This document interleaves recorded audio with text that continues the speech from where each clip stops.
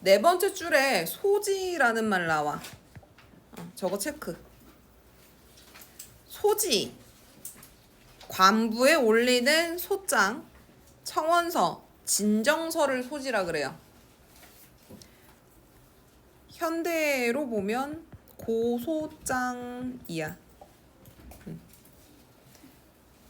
자, 고소라고 하는 단어는 A랑 B랑 둘 사이에 금전적인 손실 혹은 아니면 피해를 입은 사람이 피해자가 되었을 때 피해자가 가해자를 민법상으로 고소한다라고 얘기해요.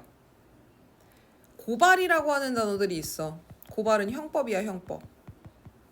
국가에서 형사처벌이라고 하는 걸 해야 되는 사안을 A가 B한테 했어. 그럼 제3자인 C가 봤어. 근데 국가적으로 봤을 때 얘는 범죄자지. 그럼 이때 C가 A라고 하는 존재를 국가에다 고발합니다. 고발하면 국가에서 검사가 A라고 하는 사람한테 기소해요. 민사는 서로 변호사들끼리 싸우는 거라고 생각하시면 돼요.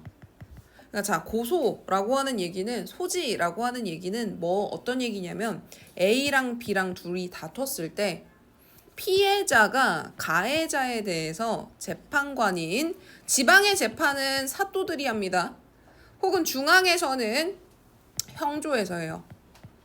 사또나 형조의 관리에게 내가 이런 피해를 봤어요 라고 하는 걸 청원하거나 진정하거나 고소하는 내용을 소지라 그래.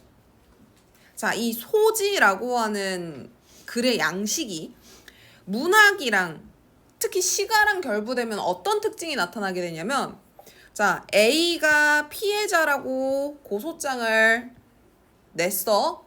근데 B 입장에서도 억울한 게 있을 거 아니야. 그쵸? B 입장에서도 재판관한테 할 말이 생겨. 그리고 재판관 같은 경우도 A나 B에 대한 판결을 내려줘야 돼. 그래서 말을 해야 될 사람이 너무 많아져요. 소지 형식은. 그래서 원래 시가 장르에서는 화자가 나라고 등장을 하면 내가 내 얘기하거나 내가 무언가 본 걸 통해서 느끼거나 깨달은 걸 얘기하거든. 근데 소지 형식이 시가 장르랑 결합이 되면 어떤 일이 벌어지냐면 화자가 바뀌어요. 화자가 둘 이상 등장하는 경우들이 생겨. 그래서 중략 이후에 특히 우리 이따 순창가 볼 건데 순창가가 길거든. 긴 작품 같은 경우 중략 이후에 화자가 유지되고 있는가 바뀌었는가 확인을 좀 해주셔야 돼요. 나의 작자미상 시조도 등장하고 있는데 짧은 글이지만 얘도 지금 선생님 이렇게 밑줄 쳐놓은 애 있죠? 그 위에 등장하는 화자랑 아래 등장하는 화자가 달라요. 그래서 얘도 발화자가 누군지 확인해 주셔야 됩니다. 그래서 나 시조 먼저 살펴볼게요. 요 앞에 등장하는 화자는 청원을 하는 화자예요. 소지를 올리는 사람. 그리고 이 밑에 등장하는 화자는 청원을 거부하는, 청원을 받은 입장의 화자야. 이 시조는 주천이라고 하는 표현, 유령과 이백이라고 하는 사람이 누군지 여기 지금 이렇게 별표 들어가 있는 단어 알아두는 게 포인트입니다. 여기 지금 수능 완성에서 이거 무슨 뜻인지 적어놨지? 그치? 그럼 여러분 9월 모의고사나 수능 때 저게 등장하면 쟤네 줄까 안 줄까? 안 주겠죠. 여기서 이미 줬는데. 그쵸? 그러니까 알아두십시오. 삼가 뜻하는 바를 아뢰니 상제께서 처분하옵소서 해서 상제라고 하는 청자를 설정해 놓고 청원하고 있어요. 주천이 주인이 없어 오래도록 황폐했으니 그 이유를 살피신 후에 제가 바라는 일을 처결해 허락함을 공증문서로 발급하옵소서 해서 화자가 바라는 바, 청원하는 바의 내용이 나옵니다. 지금 보면 주천이라고 하는 곳에 주인이 없어 황폐하니까 내가 바라는 일을 처결해달라 그러거든. 바라는 일이 뭐겠어? 주천 땅의 주인으로 삼아달라는 거야. 그걸 허락해서 공증문서 발급해달래. 주천이 어떤 땅인지가 중요합니다. 풍류와 취락의 이상적 공간이라고 되어 있죠. 주천이라고 하는 곳은 실제 있는 지역이에요. 근데 이 주천이 뭘로 유명하냐? 맑은 물로 담근 술이 유명해. 그래서 주천 땅은 지금으로 따지면 프랑스 와인은 보르도 지역이 유명하다처럼 그때 당시에 술로 유명한 지역이야. 그래서 풍류, 향락, 예술가들, 시인들이 좋아하는 동네예요. 주천 땅을 자기한테 달라라고 하는 걸 통해서 알 수 있는 건 여기서 지금 청원하고 있는 화자는 엄청난 애주가구나. 풍류를 즐기는 사람이구나. 알 수 있어. 상제께서 소장 안에 호소하는 바를 다 살펴보았거니와 유령과 이백도 토지나 정결세를 나눠받지 못했거든. 하물며 세상의 공적 물건이라 제 맘대로 못할 일이라 해서 답변을 해줘요. 유령이랑 이백, 특히 이백은 이태백이라는 이름으로 더 유명해요. 이 둘은 둘 다 시인인데 시인이라고 하는 사람들이 뭘 좋아하냐면 술을 좋아해. 그래서 술 마시고 노래 부르고 시 쓰고 하는 걸 좋아했던 사람 중에 역사에 기록된 인물들이 유령이랑 이백이야. 즉 무슨 얘기냐면 주천 땅을 유령이나 이백이 와도 토지를 주거나 세금을 거둘 수 있는 권한을 준 적이 없는데 내가 너한테 주겠니? 인 거죠. 그리고 주천은 세상의 공적 물건이야. 누가 개인이 소유할 수가 없어. 공공의 물건이기 때문에 제 마음대로는 못할 일이다. 그래서 네가 말하는 바에 대해서 네가 원하는 그 욕망은 과도한 거기 때문에 줄 수 없다 라고 하는 거 얘기해주고 있어요. 그래서 유령이랑 이백이라는 사람 알아두십시오. 그래서 이것만 알고 맥락 파악만 하면 무슨 의미인지 파악 가능해요. 알겠지?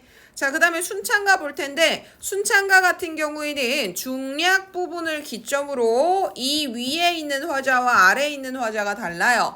중략 부분 위에 있는 화자는 자신이 피해자임을 이야기해주고 있는 사람. 중략 부분 이유는 가해자로 지목이 됐지만 억울하다라고 하는 걸 이야기해주고 있는 화자야. 그래서 앞서 얘기했던 것처럼 소지 형식이 가사 장르랑 결합이 될 때 화자가 둘 이상 등장하는 경우들이 생기는 거죠. 순창서리 최윤재는 사또님께 소지를 올린다. 자, 순창의 서리 최윤재가 첫 번째 화자입니다. 얘가 사또님한테 소지를 올렸어요. 지방은 사또가 중앙에서 파견되는 애들이거든. 그럼 이 사또가 행정도 하고 사법도 해. 근데 중앙은 형조라고 하는 곳에서 재판관이 따로 재판을 합니다. 어쨌든 지금 얘는 이 순창 지역의 사또님한테 이런 억울한 일이 있었어요. 재판을 좀 해주세요 라고 얘기해주고 있는 거야. 서리라고 하는 관직은 지금으로 따지면 지방직 구급 공무원 정도예요. 근데 공무원도 지방직이 있고 국가직이 있어. 조선도 관직 마찬가지야. 지방직은 그 지방, 보통 그 지역에서 태어나가지고 그 지역에서 그 관청에 등록이 돼서 그 관청에서만 일을 하는 사람이야. 중앙직 같은 경우는 한양에서 일을 하다 지방으로 발령받아서 가는 거야. 알겠죠? 자, 어쨌든 이 서리 최윤재라고 하는 인물이 원통하다라고 얘기를 합니다. 9월 14일은 담양부사의 생신이었다. 소인의 사또가 사흘 전에 달려갈 땐 9월 11일 날 달려간 거죠.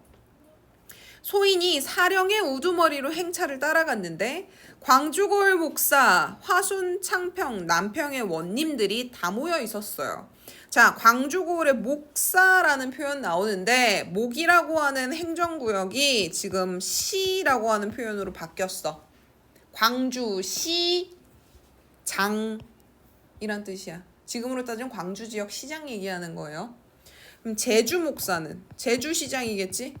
응, 그렇게 생각해 주시면 돼요. 광주시장이랑 화순, 창평, 남평에 발령받아 있었던 사또님들, 골원님들이 14일 생일날 조식 후에 일제히 모여서 큰 상에 성찬 버려놓고 관악기 현악기 누각에다 늘어놓고 구름같이 묘한 곡에 씩씩한 몸 상자에 앉아서 돈의 제일 명창 담양 순창에 이름난 기생들이 가물을 대령해 생일날을 보냈다. 그 후에 15야 밝은 달 후약이 어디인가 하고 호남의 소금강 경치를 보시려고 갔다. 요 표현 몰라도 상관없어. 요걸 다른 말로 표현한 거야. 오케이? 호남 소금강 경치를 이제 보러 갑니다. 화려한 육강양산 청산에 나부끼고 5마리 말, 가마는 2개 해가지고 단풍숲으로 들어갈 때, 자 단풍숲 계절적 배경 가을이죠. 담양구서 생일이 언제였어? 9월 14일. 가을이죠. 옥패는 쨍그랑쨍그랑 걸음마다 울리고 낭랑한 발소리 말 위에서 오갈제 동상의 고상한 놀이 용문의 눈구경에. 그래서 자 계절적 배경 파악하고 있는 게 왜 중요하냐면 얘네 진짜 눈구경하러 가? 한반도에 그것도 저기 전라도 지역 9월 14일 날 눈이 웬 말이야. 그치? 이거는 고사 인용이에요. 용문이라고 하는 지역이 눈으로 유명해. 그러니까 지금 우리가 살고 있는 지역에 유명한 걸 구경하러 가기 위해 이런 뜻이야. 기생이 따르기는 자고로 있는지라 아리따운 기생들이 의기양양 무리지어 말 타고 군졸들과 수레를 뒤따르니 앞에 말 5마리 있고 뒤에 가마 2개 있으면 생일 주인이나 광주시장같이 제일 높은 위치에 있는 사람들이 타고 그 뒤에 사령들이 쭉 쫓아가고 그 뒤에 기생들이 쭉 쫓아가는 형태였겠죠. 창안백발의 화순원님이라고 하는 존재가 이제 앞에 있었을 거야. 걔가 기생에게 다정해서 굽이진 곳에서 자꾸 돌아봤대. 그러니까 사령인 내 입장에서는 내 뒤에 기생들이 있으면 화순원님이 뒤를 쳐다볼 때 원님이 나랑 자꾸 눈이 마주쳐.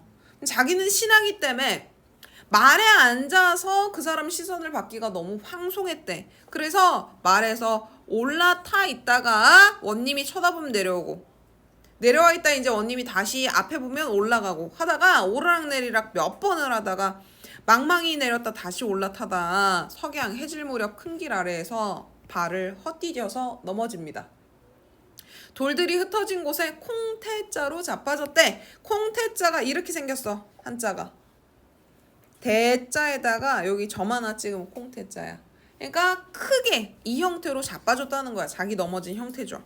팔다리 부러지고 옆구리 삐고 어혈 멍이야. 멍이 마구 흘러 흉격이 펴지지 않고 금령이 지엄에 개똥도 못 먹는다. 옛날 사람들은 민간요법으로 개똥을 다려 먹으면 난다고 생각해. 근데 국가에서는 당연히 하지 말라고 금지 명령이 내려왔겠죠. 금령으로 개똥도 못 먹어.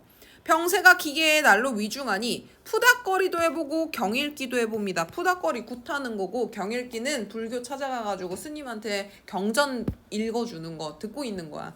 도교도 찾아가보고 불교도 찾아가보고 하는데 안 나. 이제는 할 일 없이 죽을 줄로 알았더니 곰곰이 앉아 생각하니 이것이 누구 탓인가? 강천에서 배행하는 기생들의 탓이다.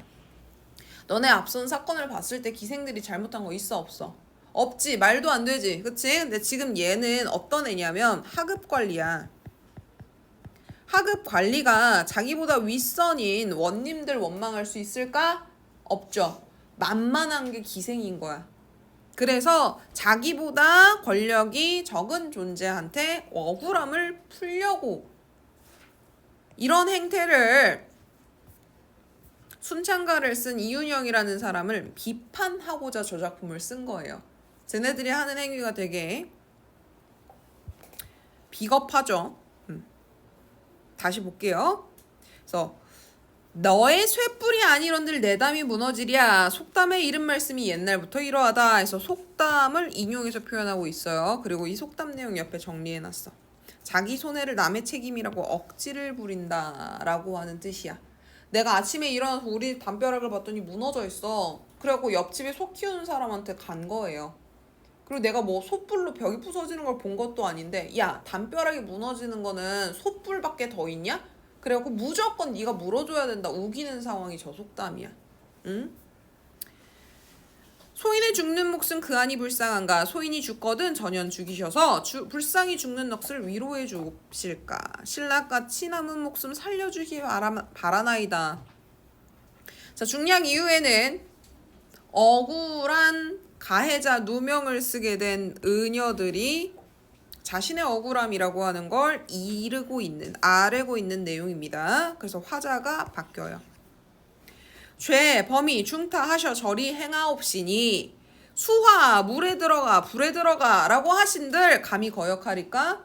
물에 들어가 죽어라 불에 들어가 죽어라 하도 거역하지 않겠다는 거야. 죽이시거나 살리시거나 처분대로 하십시오. 은여 등도 원통의 소회를 아뢰 것이니.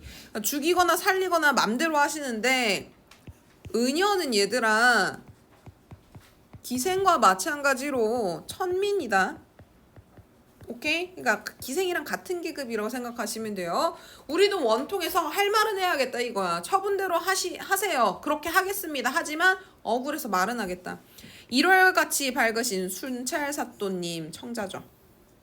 한 말씀만 아뢰었고 매를 맞고 죽겠나이다. 은여 등은 기생이요 최윤재는 아전이다. 기생이 아전한테 간섭할 일 없고 화순사또가 뒤돌아보신 건 구태여 은여들을 보시려 하셨던 건지 산 좋고 물 좋고 단풍이 우거지니까 경물을 구경하려다 우연히 보셨던 건지 알 수 없지 않냐. 아전이 최윤재가 제 인사로 제 말에서 내리다 우연히 낙마에 만일 죽는다 한들 어찌 은여들의 살인이 되리까? 그래서 우리는 잘못 없다. 억울함 부각해주고 있는 거죠. 오케이? 이게 순창가 내용이고요. 문제 잠깐 볼게요. 지금 보시면 시가들 같은 경우에 원래 표현상 특징 문제들이 등장하죠. 근데 고전 시가가 이렇게 연결되어 있는 걸 보면 표현상 특징 문제가 등장하긴 하지만 내용이의 문제가 마찬가지 더 많이 등장합니다. 오케이? 그래서 고전이라고 하는 애는 소설도 그렇고 시가도 그렇고 어휘 이해를 통해서 내용 이해를 하는 것이 우선이다. 그래서 오늘 여기 소지 형식으로 되어 있는 거 잘 기억해 두십시오. 그리고 수능 특강에 고전 소설 중에 서대주전이라고 하는 작품이 있어요. 이건 송사소설이야. 재판관 앞에서 가해자로 지목된 서대주, 이거는 쥐가 의인화된 인물인데 이 서대주가 자신을 고소한 타남주라고 하는 다람쥐를 오히려 범죄자로 만드는 언행들을 막 하는 내용의 송사소설인데 같이 알아두십시오. 오케이?